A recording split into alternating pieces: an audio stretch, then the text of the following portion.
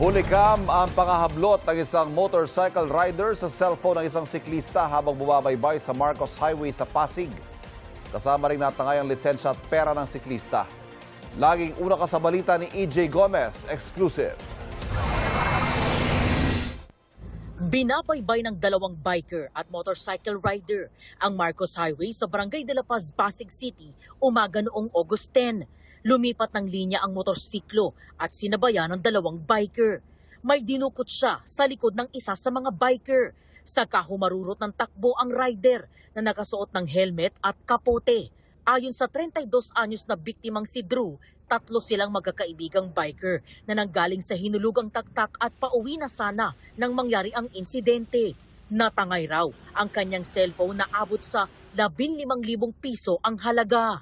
Tapos sa likod po nung cellphone, meron pong lisensya tapos 5,000 na cash po. Nakaipit doon sa likod ng cellphone.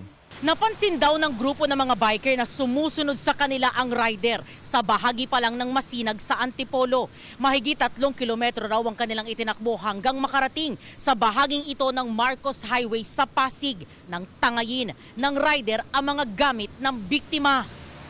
Hinabol po namin yung rider hanggang doon sa Pasig de la Paz. Kaya nga lang lalo po siyang bumilis. Hindi na po nakita. Inireport nila ang insidente sa Barangay de la Paz at doon nakuha ang mga CCTV. Kitang-kita po sa CCTV yung pangyayari, kaya lang hindi talaga kayang plakahan dahil sobrang bilis po nila. Mabilis po yung takbo talaga ng rider. Inireport na rin ang insidente sa Pasig City Police. Patuloy ang investigasyon ng pulisya. Ito ang unang balita. EJ Gomez, GMA News.